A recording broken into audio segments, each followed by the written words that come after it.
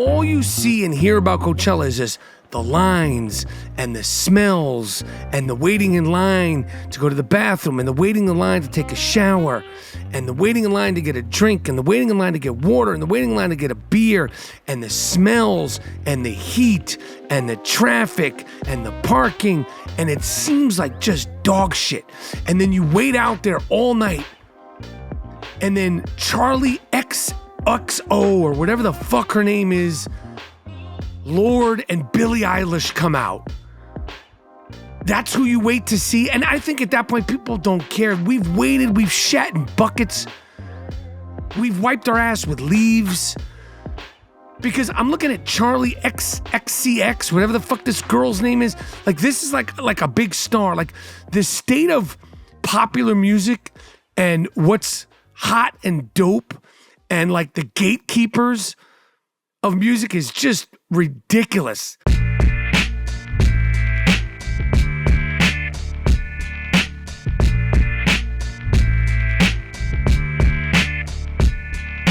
Boom, have no fear, the I Am Rapaport Stereo Podcast is here. Biggity boom! Have no fear, the I Am Rapaport Stereo Podcast is here on today's banging I Am Rapaport Stereo Podcast. The NBA playoffs / play-in is starting. I have predictions, I have thoughts, I have excitement about all things NBA. Plus, Bill Maher goes to the White House and has dinner with Dick Stain, Donald Trump, and people are going crazy like he met Adolf Hitler. People are going crazy like he's sitting down with a mass murderer. I want to give my thoughts and opinions on that. I think it's totally fucking ridiculous. Plus Coachella, another wasted weekend in the heat of Coachella. Why? All to see Billie Eilish and Charlie XXO. Anyway, all that and more in a high-flying, fully disruptive I Am Rapaport Stereo Podcast coming up right now. Miles Jordan, a.k.a. the Bleach Brothers, a.k.a. the Dust Brothers. Start this puppy off with something real nice. Start this puppy off with something real love. But most importantly, start this banging I Am Rapaport Stereo Podcast off with something real funky. It's the I Am Rapaport Stereo Podcast. Lickety, let's go, baby.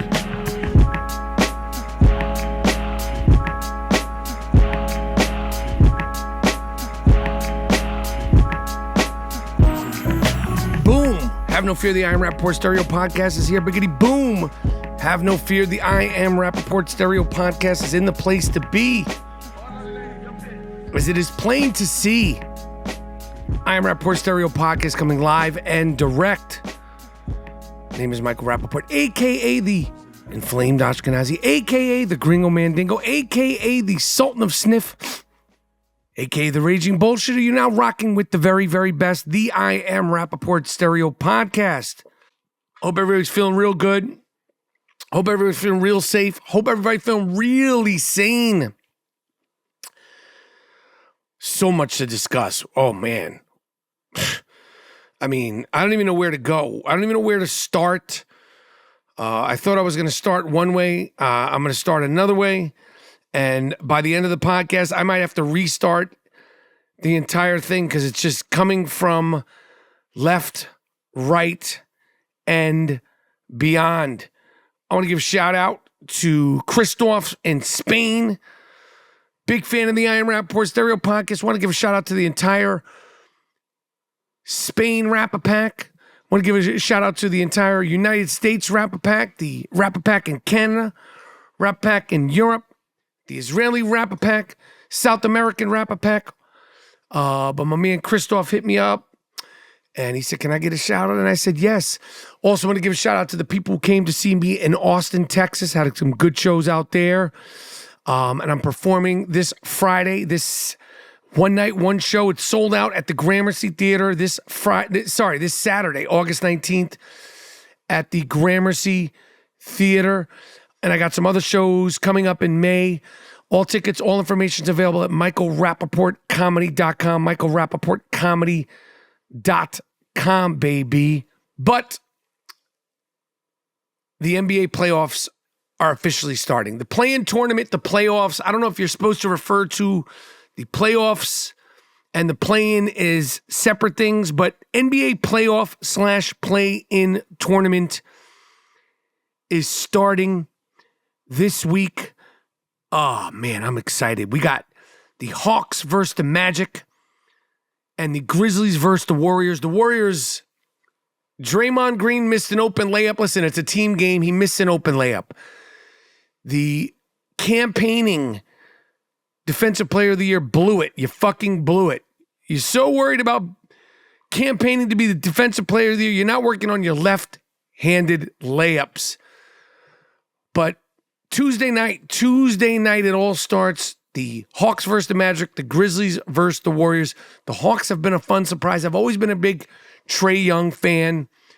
He loves being the bad guy. He's got bad hair, bad attitude, bad teeth, but a good fucking game, and he embraces it all.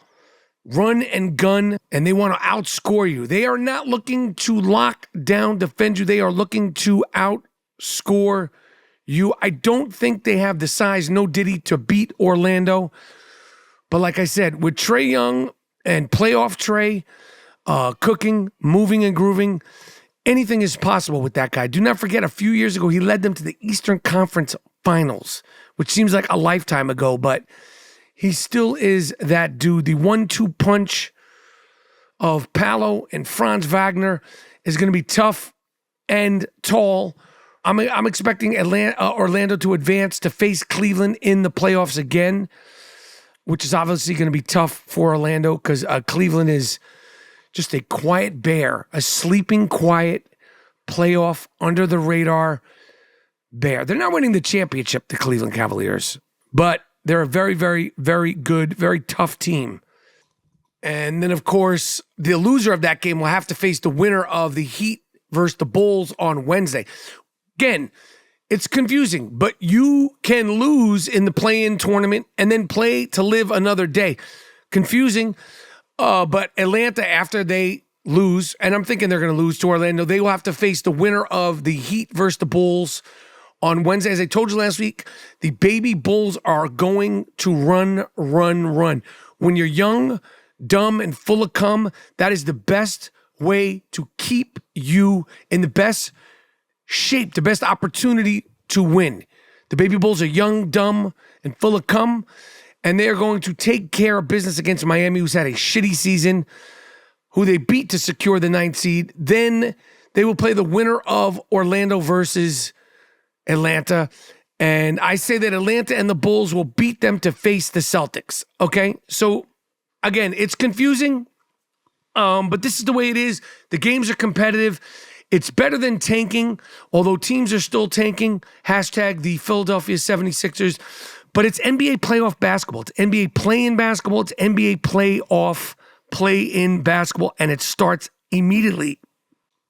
It's all going down this week, and we will have playoff play-in basketball until late June, which is nuts, which is crazy, but I love it. I love it.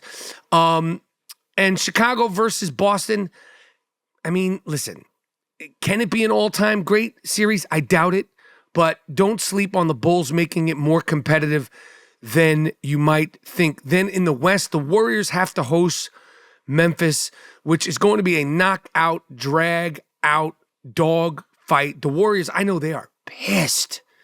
They are fucking pissed. They lost that game last week versus San Antonio.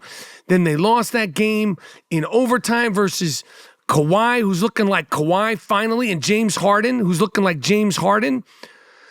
And, people talk about handles. You never mention James Harden. James Harden's disgusting. And he doesn't have like the Chris Paul, Steph Curry, Kyrie Irving sweet sauce, but that motherfucker gets wherever the fuck he wants on the basketball court. The Warriors, Memphis, you could do all that shit talking and Ja, boom, boom. Morant, so obsessed with himself and he's got a really weird sense of self-importance. I think Ja Morant's got a learning disability. I feel like there's a piece that's not connecting with Ja Morant. I do. I think he's got a learning processing issue. That's just me. That's just my opinion. But Memphis, for all their antics, all their chest thumping and celebrations, only one team has Steph Curry, who jammed his thumb Jimmy Butler got kneed in the thigh from Kawhi Leonard, which looked like it hurt. And bang, bang, Morant will be trying to throw grenades into the mix. But Golden State is better. They play better. They have been playing better. And I am expecting Golden State to win, get the 7th seed to face Houston, which will go 7 games. That ain't going to be easy. Houston versus Golden State is going to be tough. I know Golden State is like, fuck, we could have had the week off. But now you got to duke it out in the play-in, which, listen, anything can happen in the play-in. And on Wednesday, Sacramento hosts Dallas. The Dallas Mavericks, one of the most gossiped about seasons in the history of the NBA, with all things Luka, all things Kyrie, all things Anthony Davis, all things Nico Harris. They are going to be going against Sacramento. I think the Kings have too much size, no Bruno, and shooting to get past Dallas, who's just desperate. And they're looking to get to Cancun or Saint-Tropez and start fresh next year. So I'm going to go with the Sacramento Kings. And we'll see what DeRozan and Sabonis can do, along with Zach LaVine. And maybe, get that team in shape to do something like legitimate next year. Because that's some talented those are talented people. Even though DeMar's a little older, he's still Debo.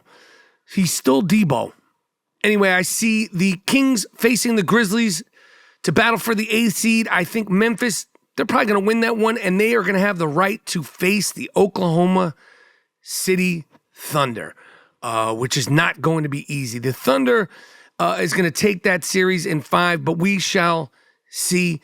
I got all my predictions. I am following the NBA closely, tightly, as we do with the think tank of the I Am Rapaport Stereo Podcast. The NBA is and always will be fantastic, and it doesn't get any more fantastic than right now. I Am Rapaport Podcast.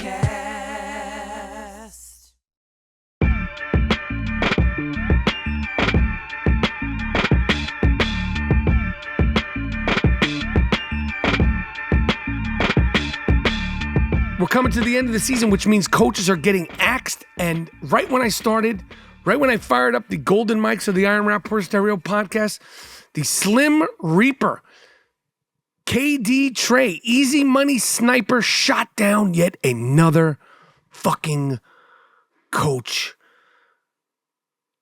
Mike Budenholzer just got fired by the Suns. Slim Reaper slays another one. Dun, dun, dun. Another one bites the dust. They're going to probably trade him in the offseason. Another great coach has been let go while coaching one of the quote-unquote greatest players in the history of the NBA. Easy money sniper, Kevin Durant, Devin Booker, and Bradley Beal. That failed, fucked up experiment in Phoenix. What did Budenholzer do? What do you have to do with it? These guys are hurt. They don't care. Bradley Beal could give a shit. He's just like, pay me, don't trade me. He don't give a fuck. I know it's a business, but damn, shit. Don't you love what you do, Bradley Beal? And just Kevin Durant, the coach killer. How many coaches has he gotten fired? I know he got a couple fired in Brooklyn. I mean, shit. But Budenholzer is out in Phoenix. And blame the Slim Reaper. It is his fucking fault. What else is going on? Bill Maher, who I sometimes like, sometimes don't like. Sometimes I feel like he's totally fucking annoying. But obviously I respect him. Is in the hot seat. He's in the Dick Stain Donald Trump hot seat because he got invited to the White House to hang out and meet Dick Stain Donald Trump, and he did it. Oh my God. OMG. Why would anybody go and meet the President of the United States? So people are freaking out. When I say people, I mean like Keith Olbermann and all the far left whack job pundits and critics and I mean across the board, all the media, and why would he do that? And he's cooked and he went full MAGA. blah, blah, blah, blah, blah. And on his show Friday night, Bill Maher, who's been really critical of Trump since he got into politics, talked about the experience. Miles Jordan, play a little bit of some of the things that Bill Maher talked about when he met Trump at the White House the other day. I had dinner with President Trump, a dinner that was set up by my friend Kid Rock, because we share a belief that there's got to be something better than hurling insults from 3,000 miles away. And let me first say that to all the people who treated this like it was some kind of summit meeting, you're ridiculous. Okay, so meet up in person. Maybe it'll be different. Spoiler alert, it was. First good sign, before I left for the Capitol, I had my staff collect and print out this list of almost 60 different insulting epithets that the president has said about me. Things like stupid, dummy, lowlife dummy, sleazebag, sick, sad, stone cold crazy. Really a dumb guy, fired like a dog, his show is dead. There's 60. I brought this to the White House because I wanted him to sign it, which he did.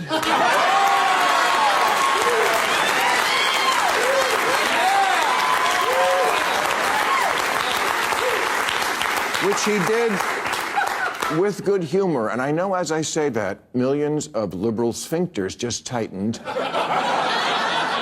Oh my God, Bill, are you going to say something nice about him? What I'm going to do is report exactly what happened. You decide what you think about it. And if that's not enough pure Trump hate for you, I don't give a So people are like, they're so disgusted that he would even go meet the president of the United States. And I'm thinking, you people are so pathetically full of shit. In my deep, deep, deep walled, Dick Stain, Donald Trump days, if I got invited to go meet him and talk to him and ask questions and be in the White House with the president of the United States and like kind of be like, yo, why do you do this? Why do you do that? And that's exactly what Bill Maher did. He asked him questions. It was chill. And, you know, some of the things he liked, some of the things he didn't like, you know, and he gave his full impression, like I just played some of the clips. But the fact that people would criticize a media person / comedian, but he's really a political pundit, and his humor is political, to go meet the president of the United States just goes to show how fucking pathetic things are.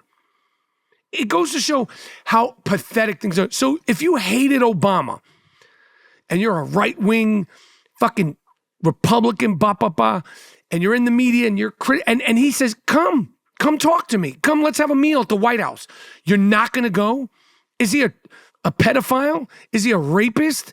No, he's the president of the United States. Whether you like the person or not, what an opportunity to sort of learn for yourself, get a different perspective, maybe affirm and confirm all the perspectives you thought. Maybe everything you thought about him was totally right. Maybe some of the things you thought about him were totally wrong. A little bit of this, but to just sit there and stew in your misery and hate and not want to grow and explore and ask questions. And if you go ask questions of the president of the United States, whether you're critical or not, you're somehow, some way a sellout. People are a joke. Let's go back to when nobody, including myself, knew, cared, or thought they were a political expert. Those were better, simpler days. Seeing all these people say, oh, he's fully cooked, he's fully red-pilled, he's fully maggot, he's gone, ... for going to the White House and then sharing his very honest experience on his show in great detail. I just don't understand what the world is coming to. Should you not talk to people? Should you not speak? Did you actually think that Barack Obama was doing what he said he did? This was a slick, smooth, charismatic, incredibly articulate motherfucker who was totally full of shit. Cadaver Joe Biden, he got stuffed in there. He was ridiculous. Ridiculous. I'd go sit down and meet with any of them. But to sit there and say, oh, somebody like Bill Maher or anybody else who has the opportunity to meet with the president of the United States is some sort of sellout. You're not watching their show and you're just going to stew in your big bed of shit It's so ridiculous to me. It's so pathetic. It's so ridiculous. And it just goes to show how little people want to grow, educate themselves, how much they want to actually learn. People just want to stay fucking angry as all anger. And I get it. I get there. I still go there. But as I get older, I try to grow, listen, learn. And just, who wouldn't take that opportunity? Who would not take that opportunity to meet in the White House with the sitting president of the United States, no matter what you think of him? So this was a big thing going all over the fucking the news and the internet. And like I said, I like Bill Maher. I don't fucking think he's the greatest thing since sliced bread.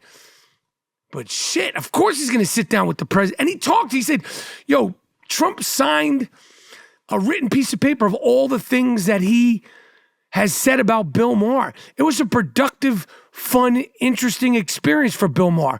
Anyway, I just think it's ridiculous that people are getting so, they're so judgmental that someone would have the audacity to go meet with a president of the United States. Oh my gosh. Let me tell you something. If Dick Stain Donald Trump calls me to meet him at the White House, I'm fucking on the first thing smoking. That shit would be dope. That shit would be crazy. First of all, to be toured around the White House with a president and to be able to sit there and ask him questions. Fucking sign me up. I don't give a fuck who's in the office. I'd go. I would absolutely go meet any one of these motherfuckers. Even the ones that don't like old man Bernie Sanders. I'd talk to any of these people. You know what you would learn? You know what you would get from that? You know what kind of an experience that would be? Especially the way I would do it. And I know the way Bill Maher did it. I would do it in a fucking second with any one of them. Name them, I would go sit and talk to any of these people. It would be sick. I Am Rapaport Podcast.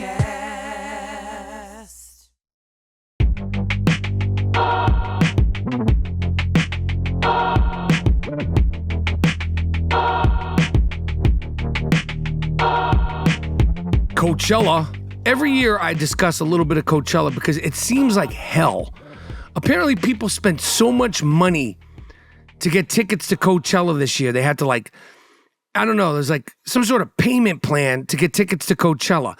And all you see and hear about Coachella is just the lines and the smells and the waiting in line to go to the bathroom and the waiting in line to take a shower and the waiting in line to get a drink and the waiting in line to get water and the waiting in line to get a beer and the smells and the heat and the traffic and the parking. And it seems like just dog shit. And then you wait out there all night and then Charlie XXO or whatever the fuck her name is, Lord and Billie Eilish come out. That's who you wait to see. And I think at that point, people don't care. We've waited. We've shat in buckets. We've wiped our ass with leaves. Because I'm looking at Charlie XCX, whatever the fuck this girl's name is. Like, this is like a big star. Like, the state of popular music and what's hot and dope and like the gatekeepers of music is just ridiculous. And the idea of waiting 8 hours to park and sitting in the sun to sit there and watch Charlie XCX, Lord, and Billie Eilish jump around on stage, and everybody seems like they're on pills, and it just seems like a miserable fucking experience, especially if you have to put yourself on a payment plan. So we'll be talking about Coachella for the next 2 weeks. As this thing goes on, it's like there's one weekend, and then everybody goes back and get tetanus shots, and then they come back for more, and then there's another weekend. But weekend one looked like just brutal. And fucking Travis Scott, who I've said many times, I know there's a certain energy that Travis Scott music has. There's just not an energy or a flow that I want to be on. I don't get Travis Scott. I don't know one Travis Scott song. I can't quote one Travis Scott lyric. I know that he jumps around, cool, but he just seems like smoke and mirrors. But this guy's wildly successful, this Travis Scott. So I guess he was there, and it just seems like just a shit show all the way around. Another shit show, Khalil Mahmoud. Muhammad Khalil. It was announced the other day that the judge in the Muhammad Khalil case. Muhammad Khalil, who of course is the green card holder, the student who came to America on a student visa and then got his green card. And instead of, pushing and moving his life forward, he lied on his application, allegedly. And while he was up in Colombia for the last 555 plus days, Muhammad Khalil has been organizing, has been setting up, has been one of the ringleaders of all the terror apologists, terror adorers, terror fanboys and girls at Columbia University. And of course, I have been on his ass. And of course, Khalil Muhammad, he's married to a woman named Dor, or his wife, his name is Dor or Moore, I think. But Dor, who's about to give to the birth to their first kid, it was announced the other day that Khalil Muhammad Khalil, he will be facing deportation. And I've sang, I've danced, I have ranted, I did Hit the Road, Khalil, and Don't You Come Back no more, no more, no more, no more. I did You Want It to Be a Big Shot, Khalil. You had to open up your big fucking mouth. I've done songs, chants, hey, hey, ho, ho, Khalil Muhammad, you dumb fuck, you gotta go. I've done it all. So when I found out that this fuck, as of now, the judge said, you got to go, asshole, I was so happy. I was so happy because Jews in Israel and the Jews have so many fish to fry. There's so many things going on. And for somebody to have the honor, opportunity, the gift to come to the United States on a school visa and then get their green card and to waste it and piss it away, thinking they could come into the United States and tell any group of people where and how and what the fuck they should be doing, you got exactly what you deserve, Khalil Muhammad, you fuck. It's gorgeous. It's gorgeous. And people were like, how do you know he's going to get deported? And I was like, I'm not an expert. It's in the courts. What the fuck do I know? But I felt it in my bones because what he was doing just wasn't right. It just wasn't right. It's just not right. And there's people doing far worse things. Well, then you shouldn't put yourself on the news. You shouldn't put your face out there. You shouldn't have tried to be a fucking big shot, Khalil Muhammad. There's so many fucking things you could have done with your opportunity to be a United States citizen, and you pissed it away. And not only did you piss it away, you were front and center, putting yourself on camera, talking like you had a right to do that in the United States. So we're close. We're close to bang, bang, bye-bye, Khalil, you fuck. It's awesome. It is awesome. And like, his wife, his baby, good. They could pick up and pack their shit and go wherever the fuck they're going to go. And I'll bet you won't do it wherever the fuck he goes. I'll bet you'll have learned his fucking lesson. And sometimes it takes getting your ass kicked and learning a lesson to move on and maybe improve, Khalil. Maybe you'll tell other people that want to come into the United States, do something else with your life. Don't piss it all away. Take this gift and this opportunity and do something good. Otherwise, you're going to wind up like me, back in Syria. Back in fucking Syria, where I left and I got out of. But I fucked it up because I came to the United States and I wanted to be a big shot with a big fucking mouth. Good, Khalil, you fuck.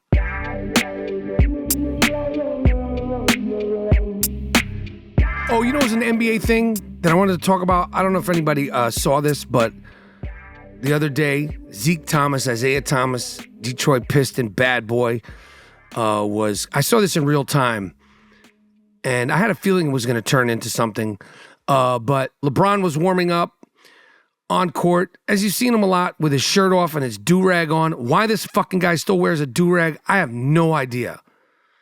I don't know what your do-rag is do-ragging, but you don't need to be wearing a fucking do-rag, homie. You have sprinkles left, and it's fine. You're 40. Shave it off. Shave it off. But LeBron James was warming up and Isaiah was covering the game for NBA TV, or they were about to start covering the game for NBA TV. And Isaiah Thomas said this. I just think the professionalism in our NBA league has diminished so much. And I look, I like LeBron, I'm a fan of his, so forth and so on. But to walk out on the floor before a game with no shirt on and shoot, I mean, come on, man.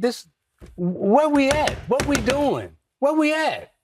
Now, if you want to, Adam Silver, if you want to find somebody, find that. Put a fine on that. If you see him when he seemed pissed and he was angry, and people are like, yo, why you sound so angry? Why you sound like you're a hater, da-da-da-da-da. And I think I understand. First of all, Isaiah Thomas, he looks young. He's from a different generation. And I think the accumulation of coaches getting fired, players sitting, and some of the things that have gone on, the gossip, frustrating parts of the NBA, the Ja Morants, the celebrations, the load management, and a lot of the coaching decisions, because I know he was pissed off about Mike Malone. His father, Brendan Malone, Mike Malone's father, was an assistant coach for Isaiah Thomas for a big part of his tenure with the Detroit Pistons, if not the entire tenure. And I think it was just maybe an accumulation of some of the bullshit that Isaiah finds with the league. And I think a lot of people, have that with the league. It just came off again in not a good way for Isaiah Thomas. And I mean, everybody was like, damn, yo, Zeke, I thought you was cool. Thought you was da-da-da-da. I'm like, yo, Isaiah Thomas he's a different generation. He's from a different time. He played under Bobby Knight. Like, Isaiah Thomas came from the fucking dirt of Chicago. And, he's just a different dude from a different time. And I feel like, as much shit as I talk about LeBron James, listen, personally, I agree. Like, yo, you're on the NBA court, put a t-shirt on. It doesn't matter if it's pre-game. You're on the NBA court. Like, you don't need to be out there chest naked, warming up. Put on a tank top, a shirt, whatever the fuck you want to do. You don't have to have your shirt off and a do-rag on when you're warming up in an NBA game. Whether it's 2 hours before the game, there's cameras there. It's not like it's a private workout. Put some fucking clothes on. And I think it's just a professionalism and a lack of sort of just basic professionalism that he was talking about, although it came off haterish. I get it. And I also think in defense of Isaiah Thomas, it was an accumulation of a lot of things that have gone on for the last couple of years. And specifically this year, I know he was pissed off the way the Nuggets fired Malone. So I don't think it was that big of a deal. But sometimes Isaiah, I think, isn't the best at articulating himself. But you could step to Isaiah if you got a problem with it, LeBron. See how that goes. Because you want to talk about straight up gangster, like real life motherfucker who you do not want to get on the bad side of, for real? Isaiah Thomas from Chi-Town, Zeke Thomas is that dude. Anyway, tell a friend to tell a friend about the I Am Rapaport Stereo podcast. Make sure you subscribe, rate, review, leave a comment, leave a review. Stay disruptive, stay safe, stay sane, stay disruptive. Miles Jordan, a.k.a. the Bleach Brothers, a.k.a. the Dust Brothers. Take me out of with something real nice. Take me out of with something real loud. But most importantly, end this I Am Rapaport Stereo podcast with something real funky. I Am Rapaport Stereo podcast. I'm out.